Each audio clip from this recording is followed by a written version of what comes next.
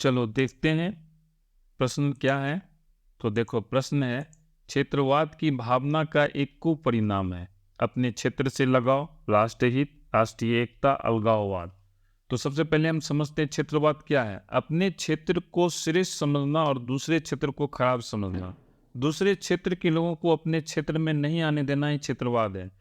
कुछ साल पहले तक असम में हिंदी भाषी लोगों को उल्फा के द्वारा गोली मार दी जाती थी, क्योंकि उसका ये कहना था कि असम में वही रह सकते हैं जो असमिया भाषा बोलते हों। अभी हाल में ही तमिलनाडु में बिहारी मजदूरों के साथ मारपीट हुआ, और अपने बिहार में हम हमेशा उत्तर प्रदेश के लोगों को नौकरी करने नहीं देना चाहते हैं। हम ये मानते हैं कि उत्तर प्रदेश के लोग बिहार में आकर के नौकरी कर रहे हैं, खास करके टीचर की नौकरी में ऐसा हो रहा है, प्रोफेसर की नौकरी में ऐसा हो रहा है। तो ये भी एक प्रकार का क्षेत्रवाद है। यानी तो यहाँ क्या हो रहा है, क्षेत्रवाद के कारण क्या हो रहा है, हम दूसरे क्षेत्र के लोगों से अलग हो रहे हैं। यानी क्षेत्रवाद की भावना का कुपरिणाम क्या है, अलगाववाद। क्या आंसर हो गया, 4 नंबर, अलगाववाद। आगे बढ़ते हैं, देखते हैं क्या है क्वेश्चन। तो देखो क्वेश्चन है, भारत में कहाँ महिलाओं के लिए आरक्षण की व्यवस्था है। लोकसभा, विधानसभा, पंचायती राज व्यवस्था, मंत्रिमंडल, राज्यसभा। देखो अभी हाल में ही नरेंद्र मोदी जी के द्वारा भारत में लोकसभा और विधानसभा के लिए भी आरक्षण की बात की गई है, लेकिन ये नए परिसीमन के बाद होगा। अभी सिर्फ पंचायती राज व्यवस्था ही ऐसा है जहां महिलाओं के लिए आरक्षण है।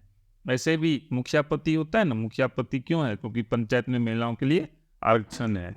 तो क्या आंसर हो जाएगा, 3 नंबर, पंचायती राज व्यवस्था। आगे बढ़ते हैं, देखते हैं क्या है क्वेश्चन। तो चलो देखते हैं क्वेश्चन क्या है। सांप्रदायिक राजनीति आधारित है, धर्म पर, जाति पर, क्षेत्र पर, इनमें से कोई नहीं। देखो सांप्रदायिक राजनीति क्या है, अपने धर्म को श्रेष्ठ मानना और दूसरे धर्म को नीचा समझना, निम्न स्तर का समझना ही सांप्रदायिक राजनीति है। संप्रदाय ये बना है संप्रदाय से, संप्रदाय का मतलब होता है एक विशेष धर्म। तो सांप्रदायिक राजनीति आधारित हो जाएगा किस पे, धर्म पर। क्या आंसर हो जाएगा, 1 नंबर, धर्म पर।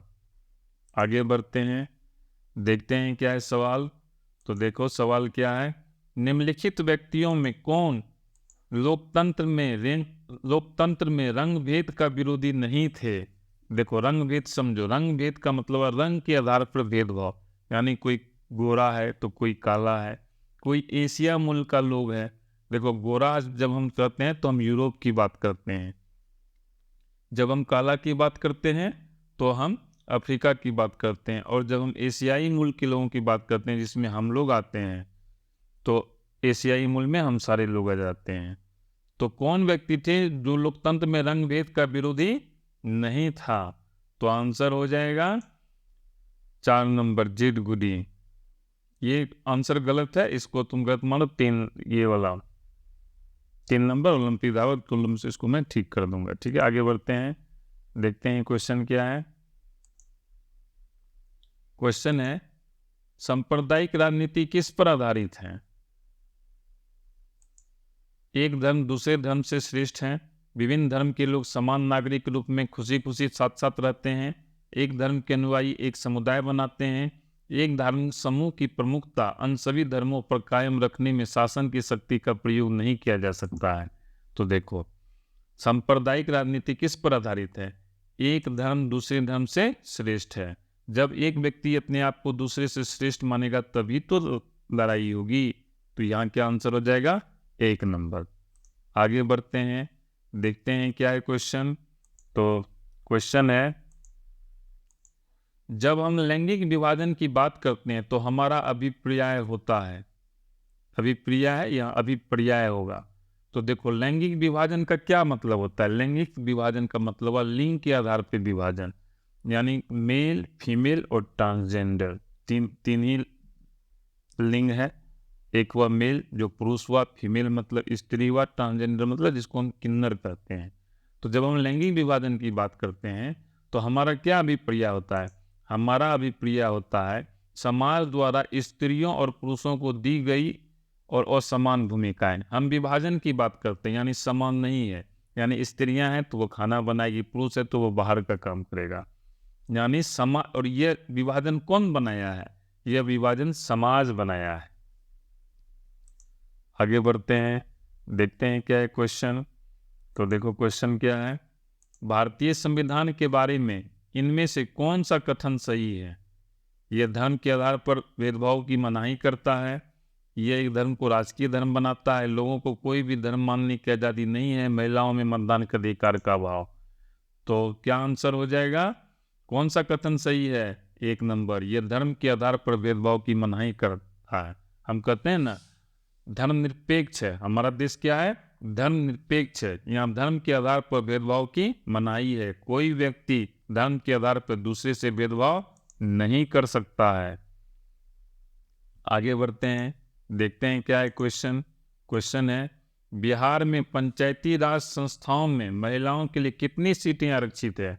अपने यहाँ जो पंचायती राज व्यवस्था है उसमें महिलाओं के लिए सीटें आरक्षित है। कितनी सीटें आरक्षित है? 33%। कितना है? सॉरी 50%। अपने यहाँ क्या आधी आबादी के हिसाब से महिलाओं के लिए सीटें आरक्षित है 50%। आगे बढ़ते हैं, देखते हैं क्या है क्वेश्चन।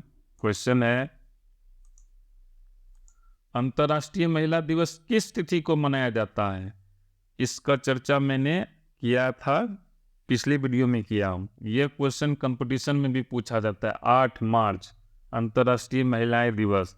इस दिन क्या होता है, बड़े बड़े संस्थाओं में सेल्फी पॉइंट बनाया जाता है जहां महिलाएं सेल्फी खींच करके पोस्ट करती है। तो क्या आंसर हो जाएगा? 8 मार्च। क्या आंसर होगा? 8 मार्च। कंपटीशन में भी ये क्वेश्चन पूछा जाता है। क्वेश्चन है, भारत में महिलाओं के लिए 50% आरक्षण की व्यवस्था निम्नांकित में किस संस्था में की गई है? 50% आरक्षण जो है वो केवल पंचायती राज व्यवस्था में है। इसलिए आज के समय में मुखिया पति, सरपंच पति की संख्या ज़्यादा है। तो क्या आंसर हो जाएगा? पंचायती राज व्यवस्था। आगे बढ़ते हैं, देखते हैं क्या है क्वेश्चन। क्वेश्चन है, ग्राम पंचायत का कार्यकाल कितने वर्ष का होता है? ग्राम पंचायत, हम लोग गांव में रहते हैं तो हमारा गांव किसी पंचायत के अंतर्गत आता है। तो ये जो पंचायत है उसका कार्यकाल कितने वर्ष का होता है, यानी कितने वर्ष के बाद फिर से इलेक्शन होता है? तो प्रत्येक 5 वर्ष के बाद इलेक्शन होता है। तो क्या आंसर हो जाएगा? 2 नंबर, 5 वर्ष। लोकसभा भी 5 वर्ष के बाद होता है, राज्यसभा भी 5 वर्ष के बाद होता है, विधानसभा विधान परिषद भी 5 साल बाद होता है, और ग्राम पंचायत भी 5 साल बाद होता है, यानी 5 साल ही। हमारे यहाँ जनप्रतिनिधियों का कार्यकाल क्या है? 5 साल ही है। आगे बढ़ते हैं, देखते हैं क्या है क्वेश्चन। क्वेश्चन है, झारखंड राज्य का गठन कब हुआ? देखो, बंगाल से बिहार अलग हुआ और बिहार से झारखंड राज्य अलग हुआ। जब अटल बिहारी वाजपेयी प्रधानमंत्री थे उस समय झारखंड राज्य का गठन हुआ, और वो समय था 2000 का। तो वो डेट कौन सा था? वो डेट था 15 नवंबर 2000 को बिहार राज्य से झारखंड राज्य को अलग किया गया। आगे बढ़ते हैं, देखते हैं क्या है क्वेश्चन। क्वेश्चन है, भारतीय संविधान की 8वीं अनुसूची में कितनी भाषाओं को स्थान दिया गया है?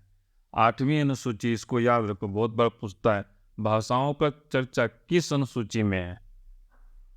तो वो 8वीं अनुसूची में, और कितने भाषाओं को स्थान दिया गया है? तो आंसर है 22 भाषाओं को स्थान दिया गया है। कितने भाषाओं को स्थान दिया गया है? 22 भाषाओं को स्थान दिया गया है। आगे बढ़ते हैं, देखते हैं क्या है सवाल। सवाल है, भारत में किस प्रकार की शासन प्रणाली है? हमारा जो देश है यहाँ की जो शासन प्रणाली वो क्या है? संघीय और अध्यक्षीय। देखो, संघीय क्या हुआ? जहाँ मंत्रिमंडल प्रधानमंत्री का चुनाव करते हैं। अध्यक्षीय क्या होता है? जहाँ डायरेक्ट हेड का चुनाव होता है। जैसे हमारे यहाँ क्या है, हम लोग प्रधानमंत्री जो श्री नरेंद्र मोदी हैं उनको हम डायरेक्ट नहीं चुन सकते हैं, हम लोग सांसद चुनते हैं, सांसद उनको चुनते हैं। और अमेरिका में क्या होता है, जो राष्ट्रपति मुखिया होता है वहाँ हर 4 साल में इलेक्शन होता है, उसको वहाँ के लोग डायरेक्ट चुनते हैं, सिर्फ उन्हीं को वोट देते हैं राष्ट्रपति के लिए। तो उसको हम लोग कहते हैं अध्यक्षीय। तो अपने यहाँ क्या है? संघीय और संसदीय है। तो क्या आंसर हो जाएगा? 2 नंबर। क्या आंसर हो जाएगा? 2 नंबर। आगे बढ़ते हैं, देखते हैं क्या है सवाल। सवाल है, भारत में पहला नगर निगम कहाँ बना? पटना में, मद्रास, चेन्नई में, नागपुर में, मुंबई में। देखो पुराना नाम मद्रास मद्रास था, इसको बदल के क्या किया गया? चेन्नई किया गया। तो पहला नगर निगम अपने यहाँ कहाँ बना? तो देखते हैं क्या आंसर। आंसर है मद्रास, चेन्नई में। आगे बढ़ते हैं, क्या है क्वेश्चन, देखते हैं क्या है क्वेश्चन। क्वेश्चन है, भारत में मतदाता होने की न्यूनतम आयु क्या है? देखो पहले जो न्यूनतम आयु थी वो 21 वर्ष थी, अब न्यूनतम आयु क्या? 18 वर्ष। बहुत बार कंपटीशन में यह पूछता है कि किस संविधान संशोधन के द्वारा 21 वर्ष से 18 वर्ष किया गया, ये क्वेश्चन पूछता है। यानी पहले 21 वर्ष था, अभी 18 वर्ष है। 18 वर्ष के बाद तुम वोट दे सकते हो। अब सवाल है किस संशोधन से, तो तुम लोग गूगल में सर्च करके कमेंट में लिखो। तो आंसर हो जाएगा इसका 18 वर्ष, 3 नंबर। आगे बढ़ते हैं, क्या है क्वेश्चन, देखते हैं। क्वेश्चन है, भारत ने गणतांत्रिक संविधान को कब अंगीकार किया? देखो हम लोग अंग्रेजों के गुलाम थे, अंग्रेज भारत से छोड़ के चले गए तो हमारा स्वशासन आ गया, हमारा राज आ गया। लेकिन अब जो हमारे यहाँ जो शासन होगा वो किस प्रकार से होगा? तो उसके लिए कुछ कानून बनाने की आवश्यकता थी। तो वही जो कानून और रूल बना उसी को हम लोग गणतंत्र कहते हैं। ठीक है, व्यक्ति का गण यानी जनता का शासन है, लेकिन वो एक नियम के तहत है जो संविधान तय करता है। तो ये जो गणतांत्रिक संविधान है इसको कब अंगीकार किया? तो वो डेट था 26 जनवरी 1950। देखो 26 जनवरी जो डेट है इसको चुनने का एक कारण है कि पहले जो आज़ादी के लिए जो डेट मनाया जाता था वो 26 जनवरी मनाया जाता था, लेकिन हम लोग को आज़ादी मिली 15 अगस्त, इसलिए इस डेट को 26 जनवरी 1950 को ही गणतांत्रिक संविधान अंगीकार किया गया। आगे बढ़ते हैं, देखते हैं क्या है क्वेश्चन। क्वेश्चन है, ग्राम कचहरी का प्रधान कौन होता है? कचहरी है, 5-6 गांव मिलाकर के कचहरी होता है। तो सवाल है कि ग्राम कचहरी का प्रधान कौन होता है? न्याय मित्र, ग्राम सेवक, महापौर, सरपंच। तो ग्राम कचहरी का प्रधान कौन होता है? सरपंच। जब भी गांव में पंचायत होती है तो उसका फैसला कौन करता है? सरपंच। कचहरी में क्या होता है? फैसला होता है वाद विवाद का। तो सरपंच यानी पंच का ही सर है, 5 आदमी मिलकर पंचायत करते हैं और इस सर है, सबका बॉस है, यानी सरपंच ही ग्राम कचहरी का प्रधान होगा। आगे बढ़ते हैं, देखते हैं क्या है क्वेश्चन। क्वेश्चन है, वर्तमान में भारत में कितने केंद्र शासित प्रदेश हैं? देखो भारत जो है राज्यों का, भारत एक राज्य है जो, देखो भारत एक राज्य है, ये सिविक्स में ही पढ़ना है। ठीक है, तो लेकिन अभी हम भारत को देश मानते हैं और बिहार को राज्य मानते हैं। तो भारत में क्या है? राज्य भी है और केंद्र शासित प्रदेश भी है। केंद्र शासित का मतलब क्या हुआ? वहाँ जो शासन होता है वो गवर्नर के द्वारा होता है। जैसे दिल्ली केंद्र शासित प्रदेश, यहाँ मुख्यमंत्री का चुनाव होता है, लेकिन फिर भी जो फाइनल डिसीजन होता है वो वहाँ का जो गवर्नर होता है, जिसको हम लोग लेफ्टिनेंट गवर्नर कहते हैं अंग्रेजी में, उनके द्वारा होता है। तो भारत में कितने केंद्र शासित प्रदेश हैं? हमारे यहाँ जो केंद्र शासित प्रदेश हैं वो हैं 8।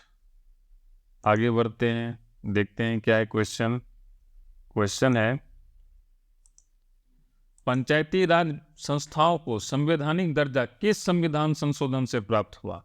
देखो पंचायती राज जो संस्था है जिसके अनुसार गांव के कानून, गांव की व्यवस्था चलती है, इसको संवैधानिक दर्जा दिया गया, ये किस संविधान संशोधन से प्राप्त हुआ?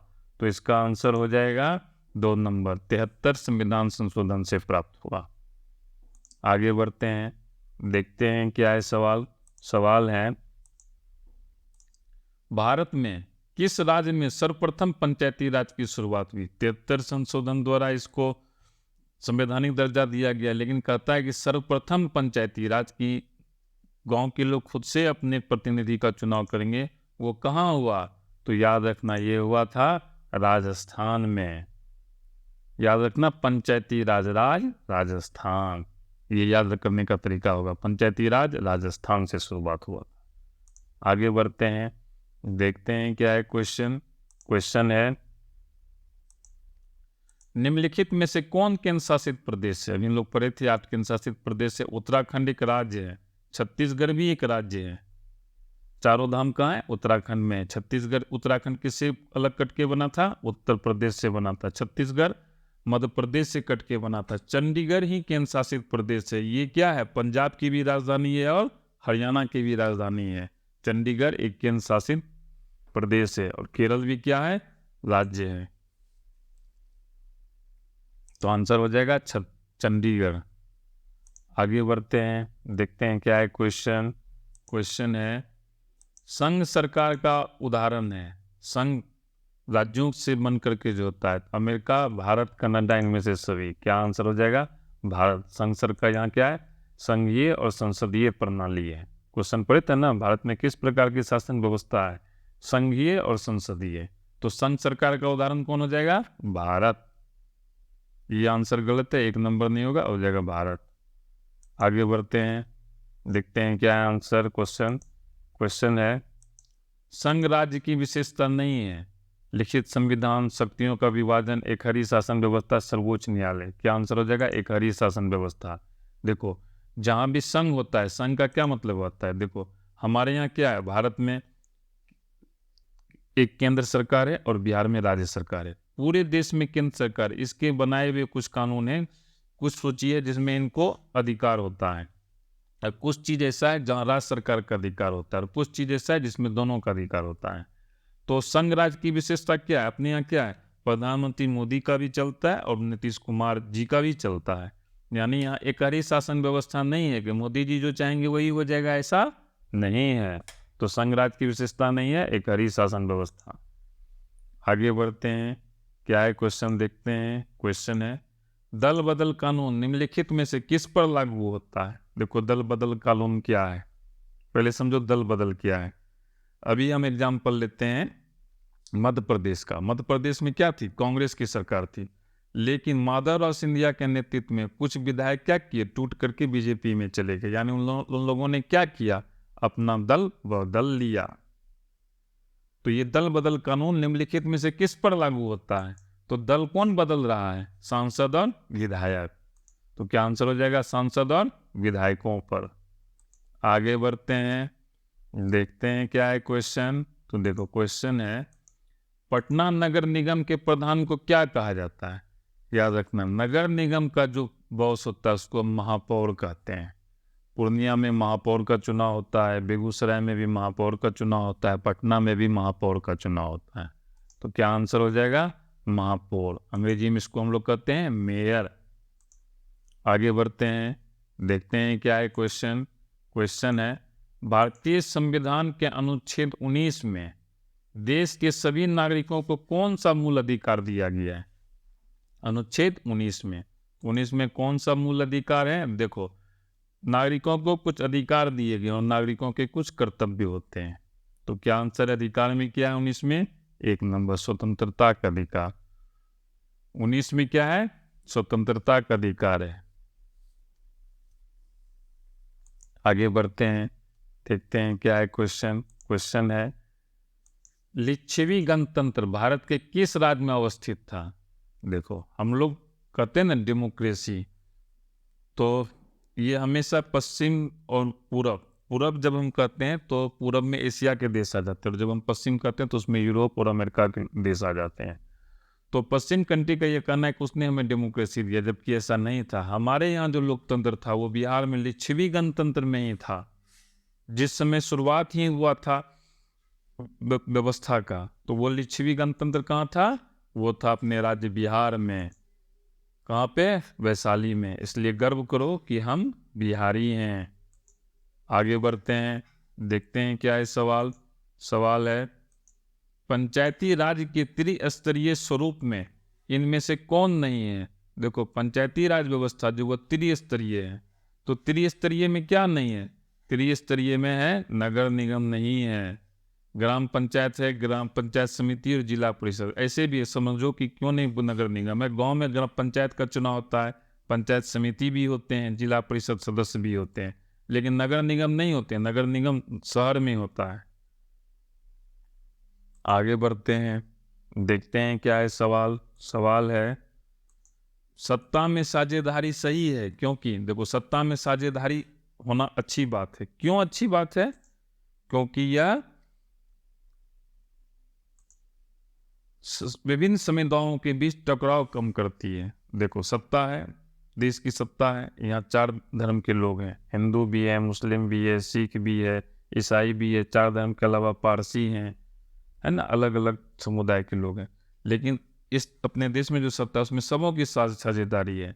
मुस्लिम भी सांसद हैं, पारसी भी सांसद हैं, नहीं भी तो राष्ट्रपति 2 एंग्लो इंडियन को नॉमिनेट करती है। इससे क्या होता है? विभिन्न समुदायों के बीच टकराव नहीं होता है।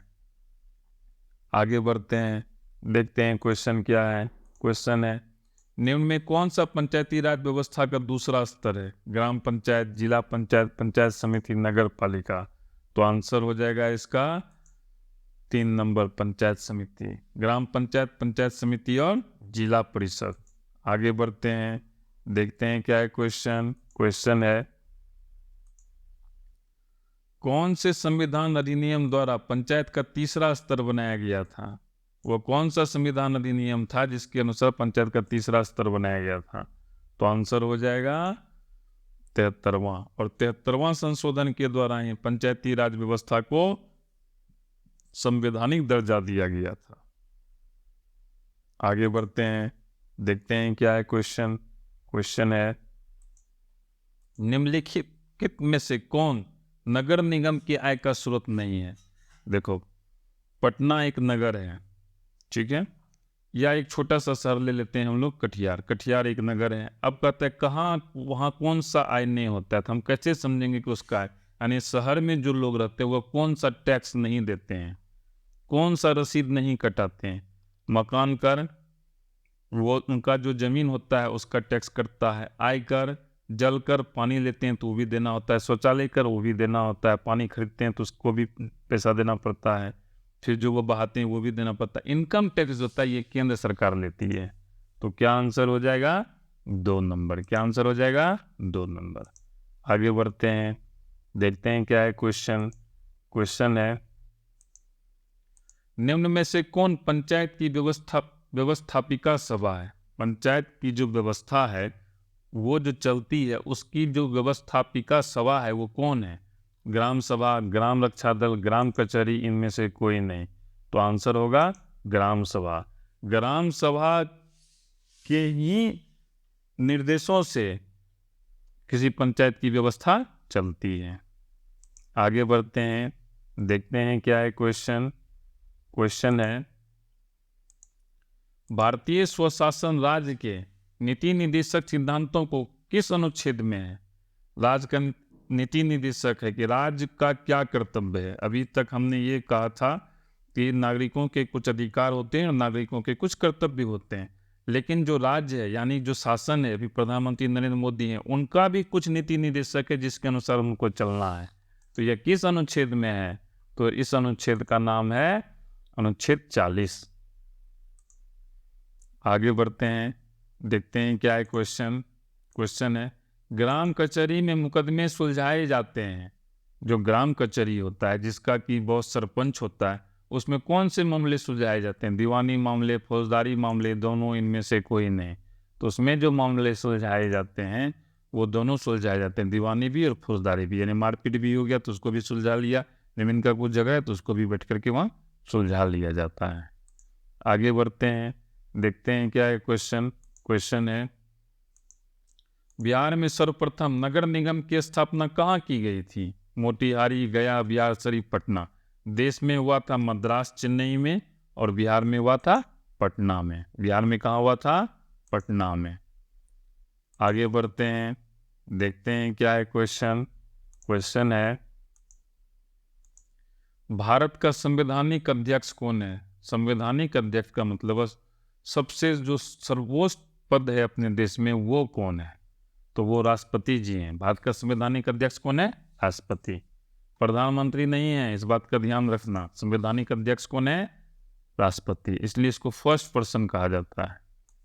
आगे बढ़ते हैं, लोकतंत्र का प्राण किसे कहा गया है? अपने देश में लोकतंत्र है तो इसको जो इस लोकतंत्र का प्राण किसको कहा गया है? राजनीतिक दल को, संविधान को, न्यायपालिका को, प्रेस को। प्राण का क्या मतलब? अगर प्राण निकल गया तो लोकतंत्र खत्म। तो वो कौन है? संविधान। अगर कानून खत्म हो जाएगा तो फिर लोकतंत्र ही नहीं, जिसको जो मन होगा वो करेगा। तो लोकतंत्र का प्राण किसे कहा गया है? संविधान को। आगे बढ़ते हैं, देखते हैं क्या है क्वेश्चन। क्वेश्चन है, निम्नलिखित में से कौन राष्ट्रीय दल नहीं है? भारतीय जनता पार्टी, भारतीय राष्ट्रीय कांग्रेस। राष्ट्रीय दल, देखो दो दल है, राष्ट्रीय दल और राष्ट्रीय दल का क्या मतलब है? जिसको राष्ट्रीय स्तर पे मान्यता है। तो राष्ट्रीय दल इसमें कौन नहीं है? राष्ट्रीय जनता दल। ये एक राज्य तक ही सिमटी हुई है, इसलिए ये राष्ट्रीय दल नहीं है। आगे बढ़ते हैं, देखते हैं क्या है क्वेश्चन। क्वेश्चन है, लोक जनशक्ति पार्टी का चुनाव चिन्ह क्या है? देखो ये क्वेश्चन अब पुराना हो गया। अब लोक जनशक्ति पार्टी दो रूप में बदल गई है, एक लोक जनशक्ति पार्टी है, दूसरा लोक जनशक्ति पार्टी रामविलास। तो लेकिन अगर ये पूछे कि लोक जनशक्ति पार्टी का चुनाव चिन्ह क्या है, तो क्या आंसर हो जाएगा? बंगला छाप। क्या आंसर हो जाएगा? बंगला छाप।